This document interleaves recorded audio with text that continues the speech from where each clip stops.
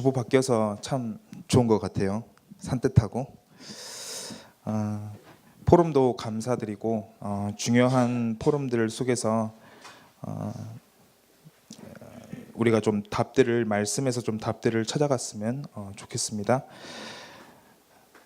여러분들 눈치를 챘는지 안 챘는지는 잘 모르겠는데 저희 3주 동안 본문이 같아요. 네, 이게 여러분들이 매번 새롭다라고 느껴지면은 그 좀 문제가 있는 겁니다. 예, 본문을 같이 쭉 했고 가장 중요한 우리가 이 부분에 있어서 지금쯤이면 다 외웠겠다, 그렇죠? 충분히 외우고도 남을 그 기간들이었는데 이 본문을 우리가 깊이 조금 묵상을 해보셔야 돼요. 우리의 배경이 어디에 있는지 그것만으로 우리는 충분하다라는 생각들을 꼭 가지셨으면 좋겠고, 그리고 항상 어느 때든지 우리가 기다리는 것은 예수 그리스도라는 사실, 그분의 역사를 기다리고 지금 이 순간에도 그리스도를 기다리는 중심을 가지고 우리가 모든 것들을 해나가는 그런 대학부 한 명 한 명이 좀 됐으면 좋겠습니다. 오늘 제목은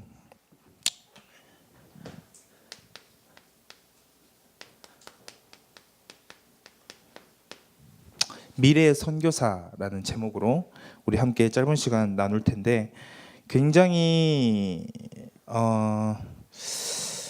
이게 대학수련의 3강 말씀인데 여러분들이 좀 꼭 개인적으로 좀 묵상을 해보시고 그 묵상한 걸 여러분들의 말로 또 정리해 보시고 또 그런 시간들을 꼭 가지셨으면 좋겠습니다. 제가 어느 한 책을 보는데 그 책에서 이런 이야기를 조금 하더라고요. 이게 플라톤의 파이돈, 여러분들 다 읽으셨죠? 그 책에서 그 인용을 했는데 제가 읽어드리겠습니다. 우리의 이해라는 작은 뗏목에 의지해서, 이해라는 작은 뗏목에 의지하여 무지와 의심의 바다를 항해하는 것. 이해라는 작은 뗏목에 의지해서 무지와 의심이라는 큰 바다를 항해하는 것. 그걸 보고 플라톤은 인생이다라고 표현했어요. 얼마나 사소합니까? 뗏목이라고 하면 너무 작잖아요, 바다에 비해서. 근데 그걸 이해라고 표현했고, 먼 바다에 망망대해 펼쳐져 있는 바다를 무지와 의심의 바다라고 표현했어요. 야, 인생 진짜 어렵다라고 느껴질 만한 대목인 것 같아요. 그래서 플라톤은 이렇게 얘기했다고 합니다. 내가 인정한 바대로 인간이 더욱 확실하고 안전하게 자신을 옮겨줄 신의 말씀을 발견하지 못한다면 위험 없이 항해하기란 불가능하다. 한마디로 위험하다. 어떤 외부에서 나를 도울 수 있는 것이 없다면은 위험하다라고 표현을 하고 있습니다. 또 여러분들 헨리 나우엔 다들 잘 아시죠? 제일 유명한 책 상처 입은 치유자라는 책에서 이런 이야기가 있습니다.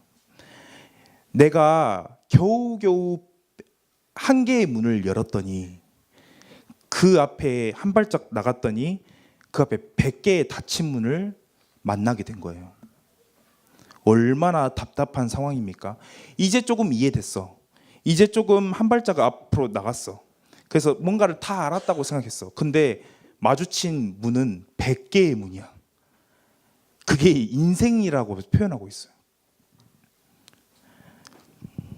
생각만 해도 답답한 어떤 상황들이죠.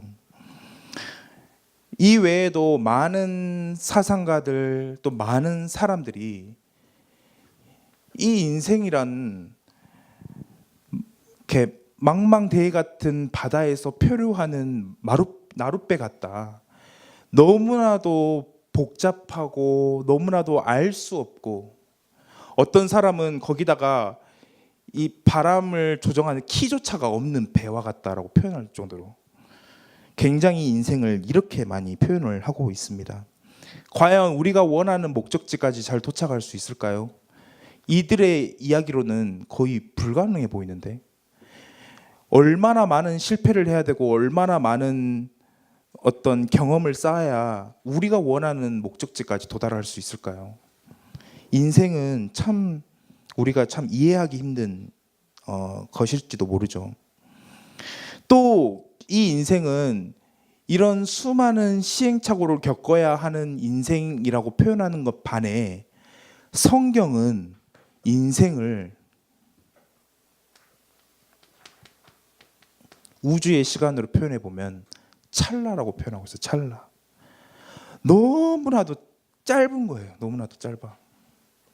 인생은 너무 복잡하고 너무 알 수가 없고 어떻게 흘러가는지 잘 모르겠는데 그에 비해 성경이 우리 인생을 표현하는 것은 찰나이다. 찰나. 너무나도 짧다. 시편 103편 15절에 인생은 그날이 풀과 같으며 그 영화가 들의 꽃과 같다. 이사야 40장 6절에서 8절은 모든 육체는 풀이요 그의 모든 아름다움은 들의 꽃과 같으니. 풀은 마르고 꽃은 시드나라고 표현하고 있어요. 얼마나 찰나인지. 금방 시들어버리고 마는 한철 인생, 우리가 사는 인생을 그렇게 표현하고 있다는 거예요.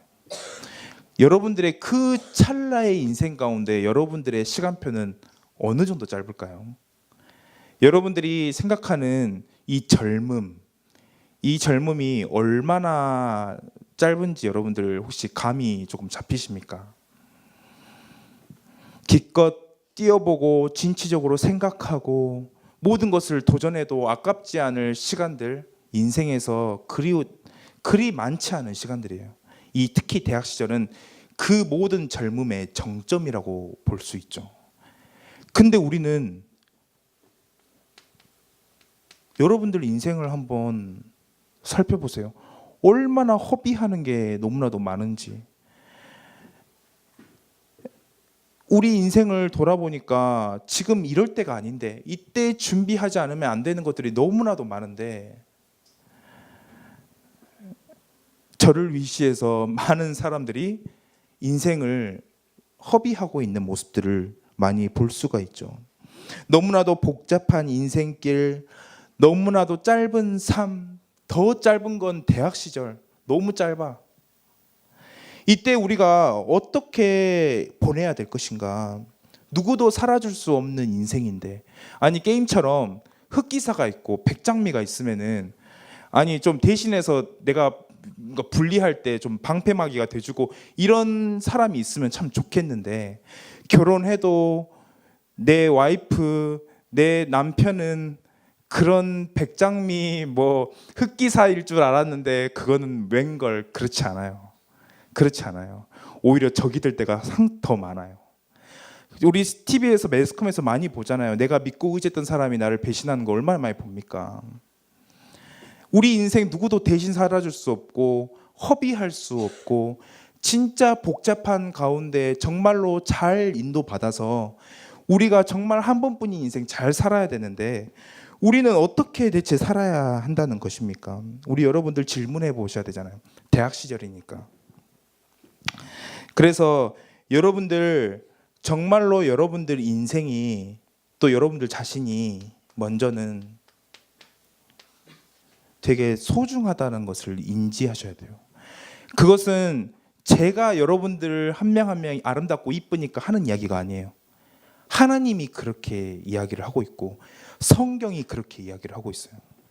여러분들은 누구도 함부로 할 수 없는 가장 한 명 한 명이 소중한 사람이다. 한 명 한 명이 소중하게 만들었고 한 명 한 명을 독특하고 유일하게 만들었다는 사실이에요. 여러분들 지금 그러고 있을 시간이 없어요. 가장 소중한 것에 투자하고 가장 내 인생 준비할 것에 올바르게 준비하고 정비해도 빠듯한 시간이에요.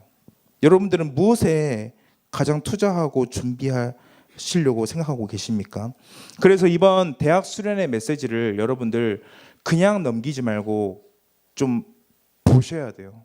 우리 한 번뿐인 인생, 또 너무나도 순간적인 인생, 그때 우리가 내 인생을 제대로 살고 싶어, 이렇게 허비할 삶이 아니야. 지금 내 모습은 별 볼 일 없는 것처럼 느껴지지만 나는 이렇게 살다가 갈 사람이 아니야.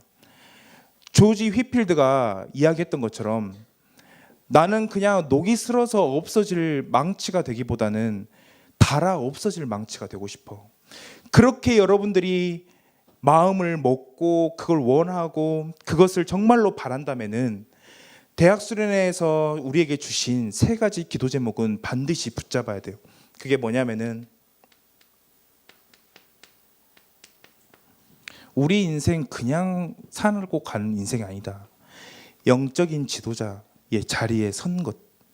그리고 진짜 전문인 제자가 되는 것. 오늘 말씀의 제목처럼 미래 선교사의 응답을 받는 것.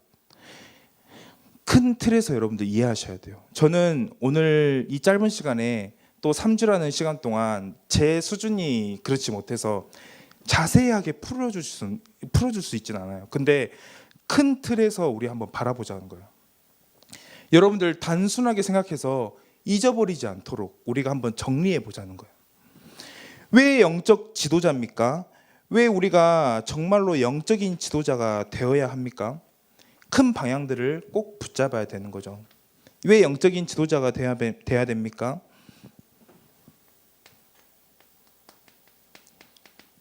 꼭 잊지 마세요. 아니, 류 목사님 이 이야기 안 했는데요? 고린도전서 11장 1절 녹취본 봤는데 그게 없던데요? 라고 생각할 수 있는데 그 안에 흐르는 원리를 파악하라는 거예요. 제 말은. 어떻게 영적인 지도자가 될 수 있냐? 여러분 혼자 막 영적인 능력 막 40일 동안 금식 기도해서 막 받아가지고 영적인 지도자가 되는 게 아니에요. 그렇게 되어지는 것도 아니고 그것도 건강한 방법도 아니고 가장 건강한 것은 무엇이냐? 사도행전 1장 1절 그리스도로 변화되어지는 거예요. 그리스도로 충격받는 거예요. 그리스도를 체험하는 거예요. 그리스도 가운데 내 모든 인생을 다시금 재해석하는 거예요. 그게 우리 인생의 가장 중요한 첫 출발인 거예요. 이 그리스도를 성숙하게 깊이 있게 그리스도로 변화되어진 자들은 반드시 어떻게 되냐면은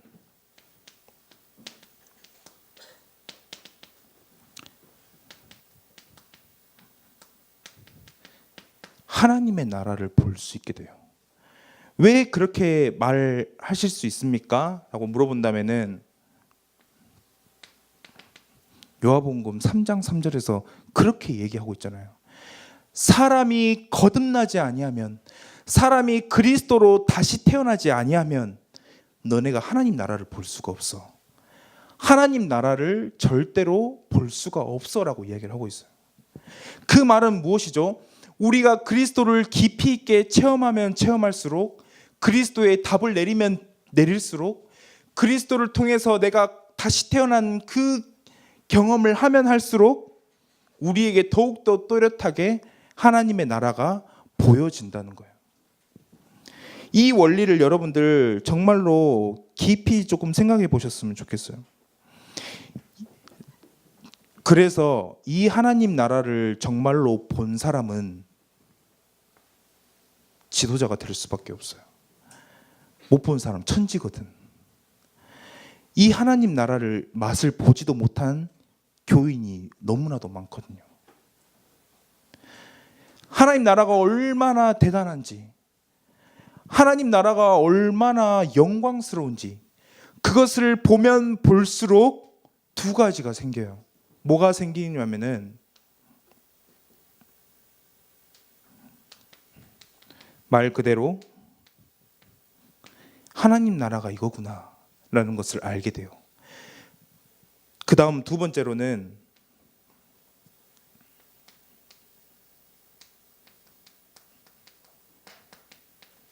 이 말 이해하셨으면 좋겠어요. 하나님 나라의 부재가 뭔지 알게 돼요. 하나님 나라를 알고 보니까 내가 좀 돈 좀 써보니까 한 달에 한 100만 원 써보니까 그 전에 막 10만 원으로 한 달을 어떻게 살았지? 이 생각이 드는 것처럼 하나님 나라를 경험해 보니까 하나님 나라가 없는 곳이 보이게 된다니까요. 아니 어떻게 이럴 수가 있지? 하나님 나라만 회복되면은 여기서 하나님이 영광을 받으시겠네? 라는 생각에 사로잡혀서 이해하세요? 이 두 가지의 간극을 이해하게 돼요. 하나님의 나라 그리고 하나님 나라가 아닌 세상.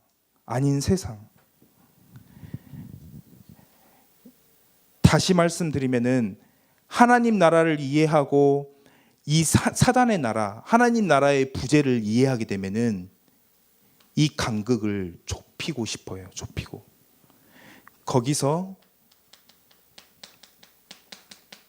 우리의 비전이 발생하게 된다는 거예요. 어떻게 하면 내 전공 가운데 하나님의 영광과 나라를 위해서 내가 헌신할 수 있지? 그거는 내가 말씀을 막 파고 막 말씀을 연구하고 막 분해하고 그렇게 해서 얻어지는 결과가 아니라 이 간극을 깊이 이해하면 이해할수록 보여져. 내가 나만이 보여지는 그 분야가 있어요. 여러분들 보고 계십니까? 그 분야를.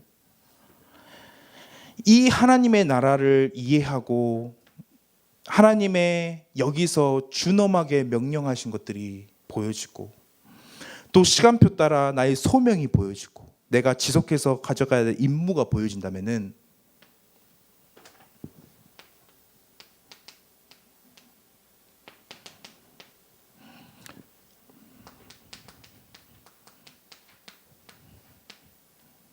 다른 힘으로 말하라.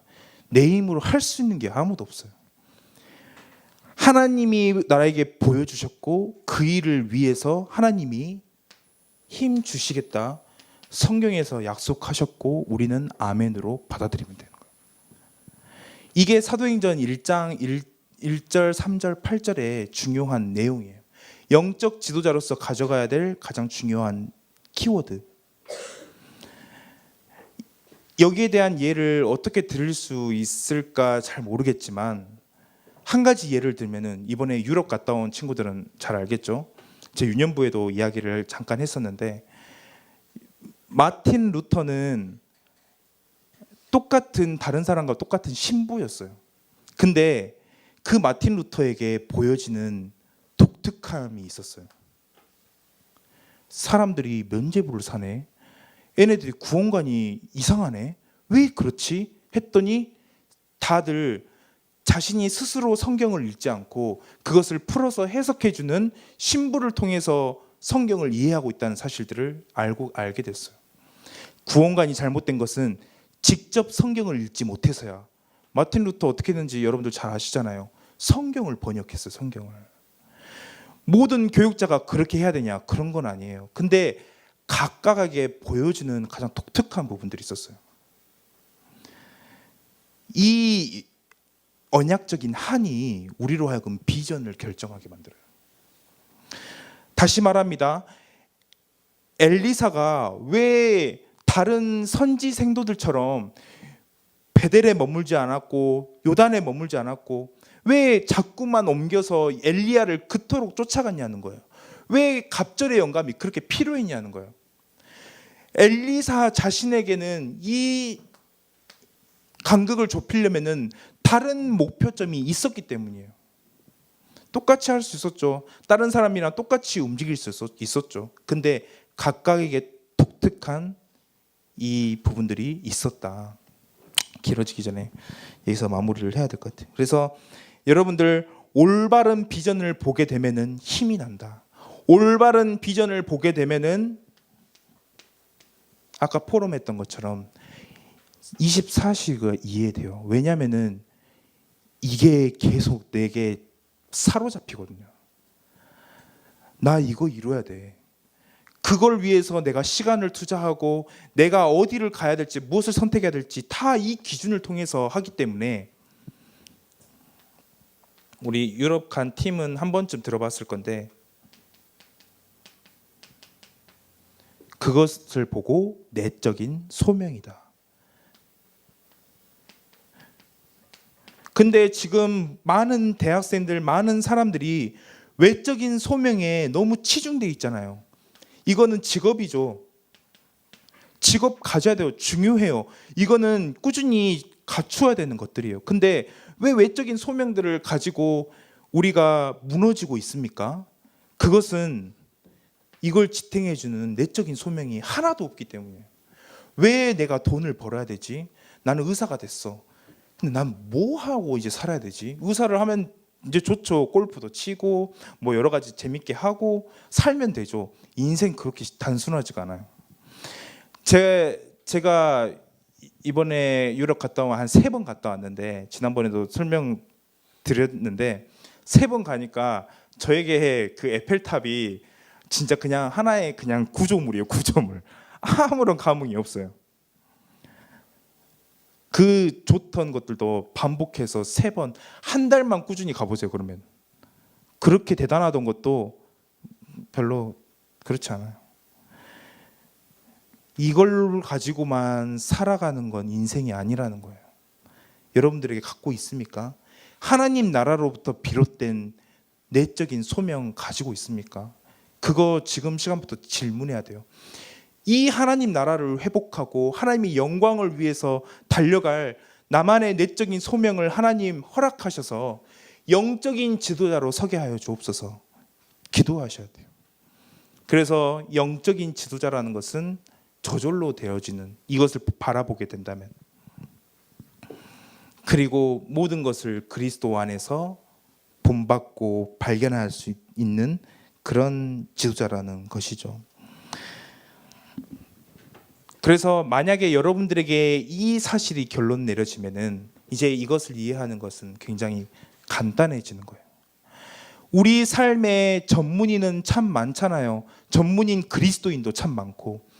근데 왜 우리 주변에 전문인 제자가 없냐는 거예요.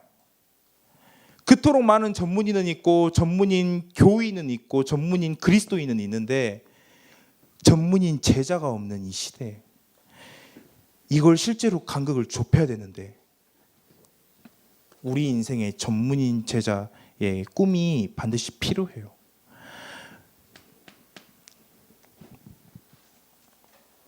그래서 요한복음 20장 21절에 아버지께서 나를 보내셨듯이, 예수님의 말씀이죠. 나도 너희를 세상에 보내노라. 우리가 단순히 교회에서만 아웅다웅하고 살 것이 아니요, 교회에서 얻은 힘을 가지고 세상으로 나가야 돼요. 세상의 7 지옥 현장, 7 현장, 7 달란트 가운데 여러분들이 나가셔야 되는데 그 현장을 살려야 되기 때문에 전문인이고, 그 현장에서 무엇으로 서야 되냐면 제자로 서야 되기 때문에 전문인 제자라는 거예요. 여러분들 이 말뜻을 이해하고 말씀을 묵상하는 그런 은혜가 있기를 바라겠습니다. 그래서 전문인은 반드시 중요해요. 제가 외적인 소명을 무시하는 거 아니에요. 가져야 돼요. 그렇지만 이거에 더 중요하다. 내적인 소명이 외적인 소명을 견인해 갈 수 있어야 된다. 끌고 갈 수 있어야 된다. 라는 걸 이야기를 해주고 싶었고, 이 전문인 제자라는 것은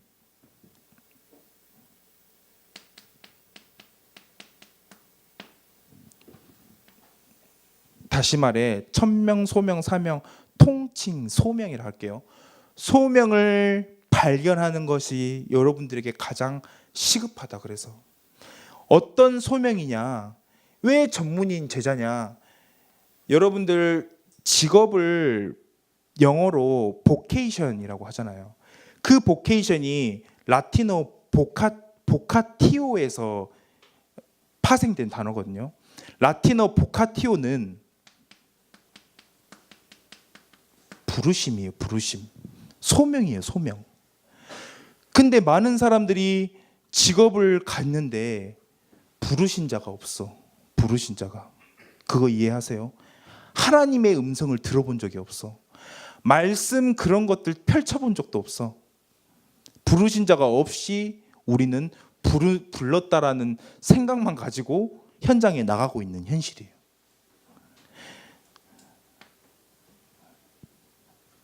보내신 자가 분명히 있다라고 이야기를 하고 있어요. 그러면은 여러분들 정말로 이해하셔야 돼요. 그리고 느리더라도 정말로 확실하게 하고 가셔야 돼요. 이 사실에 조금 늦지만 여기에 굉장히 집중하고 질문하고 또 질문해 보셔야 돼요. 하나님, 저를 이 현장에 부르신 거 맞습니까? 내가 이 현장에서 내일 당장 죽어도 이것을 끝까지 유지할 수 있는 나만의 스토리가 있습니까? 하나님은 내 과거를 실수하지 않으셨거든요. 과거 속에서 다 보여주셨어요. 내가 어떤 걸 경험했고, 내가 어디에서 가장 마음이 아팠고, 내가 무엇을 위해서 살아야 되며, 그냥 재능 그런 정도의 수준의 문제가 아니에요. 내 인생 독특하게 부르셨는데, 하나님, 이 인생 무엇을 위해 살아야 될 것입니까? 이해할 수 있는 근거 다 주셨어요. 전문인 제자 이해하셔야 됩니다. 이 세상에서 세상의 조류에 휩쓸려 가기 바쁜 그리스도인 되지 말아야 돼요. 그런 청년, 그런 그리스도인 세고 셌어요. 우리가 정말로 현장에서 전문인 제자로 서야 할 것인데,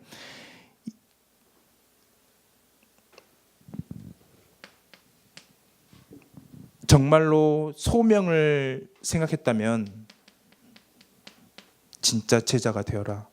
진짜 제자가 되어라. C.S. 루이스는 제자라는 이야기, 그리스도인은 누구냐, 이렇게 표현했어요.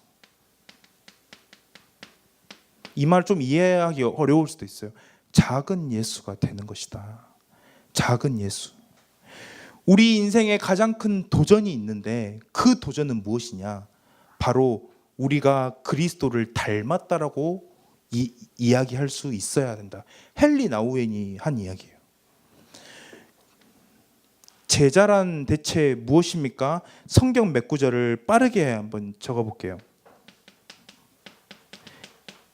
에베소서 4장 15절에 이렇게 나와 있습니다. 범사에 그에게까지 자랄지라. 그는 머리니 곧 그리스도라. 그리스도까지 자라라고 이야기를 하고 있어요. 또 하나 뭐라고 이야기하냐면 요한일서 2장 6절입니다. 그곳에서 그리스도 안에 산다고 하는 자는 그가 행하신 대로 자기도 행할지니라. 그리스도처럼 행할지니라 이야기를 하고 있어요. 또 하나는 무엇입니까? 요한복음 13장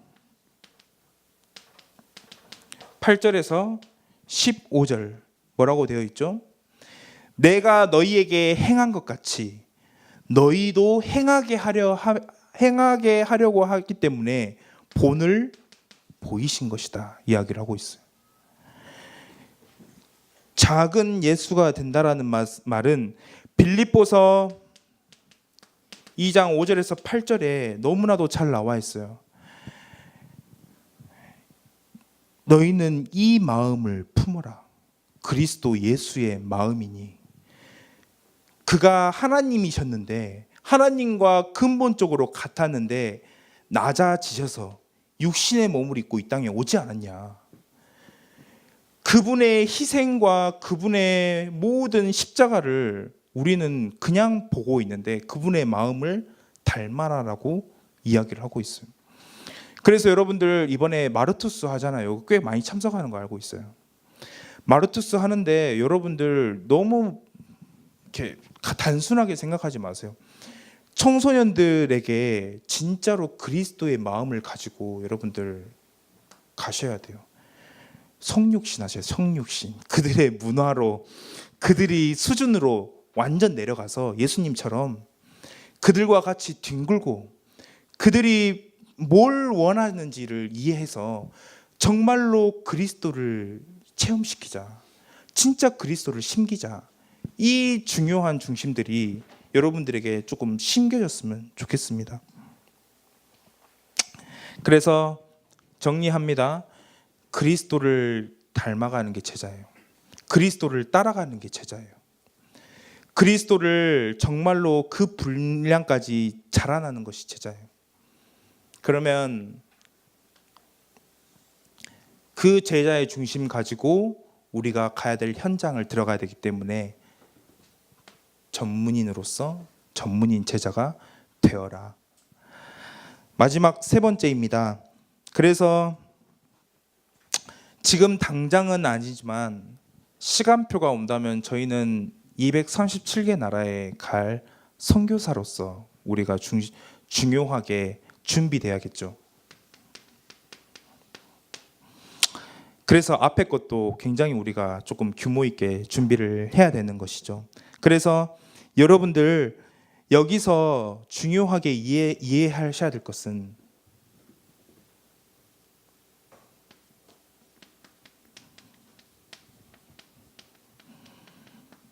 사실은 끝이 났다라는 거예요. 우리가 이 결론을 가지고 바라봐야 돼요. 예전에 제가 말씀드렸잖아요. 머니볼에서 영화에서 그 인용한 그 실제 야구 시합. 그 선수는 2루타를 쳐본 적이 없는 선수야. 근데 2루타를 쳤다고 생각해서 갔는데 1루를 지나갔는데 넘어져 버렸어. 그래서 얼른 가서 1루로 다시 돌아왔어요. 2루를 가야 되는데 1루를 겨우 세이브를 했는데 사람들이 벙벙하게 쳐다보고 있어.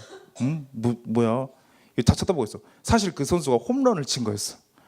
홈런을 쳤는데 자기 혼자 그 틀에 갇혀가지고 2루를 가서 찍고 3루를 가야 되는데 그냥 항상 1루에만 머물러 있던 선수여서 1루로 다시 간 거예요. 그 비유에서 그 이야기에서 우리가 느낄 수 있는 건 뭡니까? 우리 인생은 이미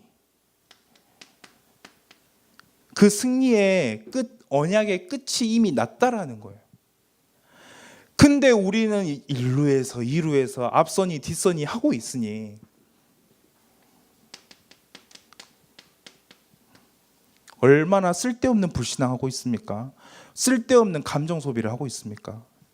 여러분들 다 끝났다라는 걸 이해하셔야 돼요. 이 생각을 가지고 이 생각을 잡고 우리가 조금 더 우리 인생을 좀 더 거시적으로 바라보자는 거예요. 좀 더 하나님의 계획이 무엇인지 좀 더 넓은 마음으로 한번 바라보자는 거예요.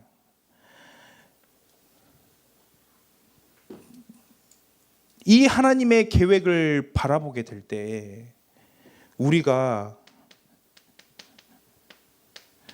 매번 예배 시작할 때마다 고백하는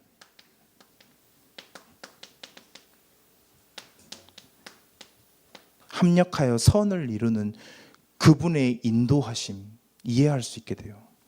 매 순간마다 우리가 모든 것들을 다 이해할 수 없어도 때로는 갈 바를 알지 못하여도 말씀 안에 있을 때 그 모든 사실들을 이해하고 나아갈 수 있도록 된다라는 거예요. 하나님의 계획 여러분들 정확하게 보셔야 되는 거죠. 그래서 우리 말씀 한 구절 읽고 마치려고 합니다. 이사야 55장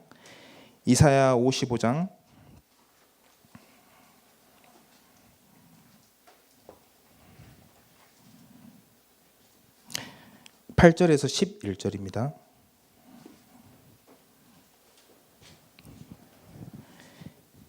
너무 여러분들 생각에 갇혀서 함부로 하나님을 제단하지 마세요.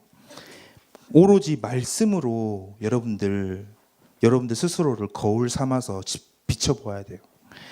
자, 8절에서 11절 우리 한 목소리로 읽겠습니다. 이는 내 생각이 너희의 생각과 다르며 내 길은 너희의 길과 다름이니라. 여호와의 말씀이니라. 이는 하늘이 땅보다 높음같이 내 길은 너희의 길보다 높으며 내 생각은 너희의 생각보다 높음이니라. 이는 비와 눈이 하늘로부터 내려서 그리로 되돌아가지 아니하고 땅을 적셔서 소출이 나게 하며 싹이 나게 하며 파종해야 하는 자에게 종자를 주며 먹는 자에게는 양식을 줌과 같이 내 입에서 나가는 말도 이와 같이 헛되이 내게로 돌아오지 아니하고 나의 기뻐하는 뜻을 이루며 내가 보낸 일에 형통함이니라. 아멘. 하나님의 말씀은 정말로 우리의 수준에서 생각할 것이 아니라는 것입니다. 여러분들이 이 시간 함께 기도하실 때 하나님, 내 스스로 나를 오해할 때가 너무나도 많습니다. 지금 별 볼 일 없는 내 모습, 하나도 준비되어 있지 않은 내 모습, 그런데 말씀에서는 영적 지도자가 되라, 전문인 제자가 되라, 또 미래 선교사가 되라 라는 말씀들을 들을 때마다 하나님, 그 사이에 너무 거리가 있어 보이는 우리의 모습, 솔직한 우리들의 모습이죠. 근데 이 속에서 정말로 그리스도만 우리가 제대로 붙잡는다면, 그리스도를 정말로 체험한다면, 정말로 인격적으로 그 그리스도를 만나고 그 안에서 다시 태어난다면 하나님의 나라를 보게 되며 그 하나님의 나라가 없는 그곳에 애통함을 느끼게 되고 우리의 비전도 거기서 발생하게 됩니다. 그 안에서 우리는 저절로 지도자가 될 수밖에 없어요. 이 사실을 이해하고 정말로 우리가 말씀을 붙잡을 때 하나님, 이 하나님의 기뻐하신 뜻을 내 삶에 성취되게 하여 주옵소서 라고 기도하셨으면 좋겠습니다. 하나님, 정말로 이 말씀이 내 인생의 한 번뿐인 인생 정말로 체험되어지고, 하나님, 정말로 내가 이 속에서 증인이 되어 후대를 살리고 싶습니다. 하나님, 저를 사용하여 주옵소서. 이 마음 가지고 이 시간 함께 합심으로 기도하도록 하겠습니다.